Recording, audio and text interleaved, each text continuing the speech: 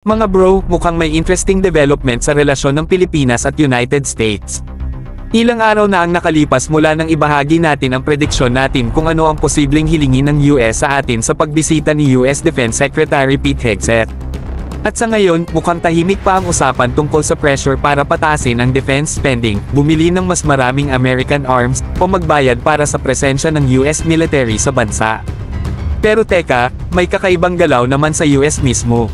Ang kanilang legislature ay kasalukuyang nag-uusap hindi lang tungkol sa pagbibigay ng mas maraming aid sa Pilipinas kundi pati na rin sa posibilidad na itulak tayo na gumastos ng hindi bababa sa 2% ng ating GDP para sa depensa.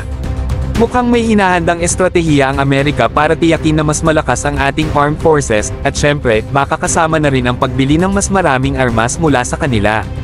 Ayon sa mga US think tanks, kaya raw ng Pilipinas na maglaan ng 2% ng GDP para sa defense budget. At kung nagkakaisa ang mga eksperto sa ganitong pananaw, hindi malayong ito ang maging batayan ng US sa pagtutulak na pataasin natin ang ating military spending. Ang tanong, handa na ba tayong gawin ito? Para sa konteksto mga bro, ang projected nominal GDP ng Pilipinas para sa 2025 ay nasa $507.6 billion. Ibig sabihin, kung susundin natin ang 2% defense spending na ito, kakailanganin natin ng hindi bababa sa $10.1 billion na budget para sa ating depensa. Mas malaki ito kumpara sa dati nating budget, pero sapat ba ito para sa tunay na modernisasyon?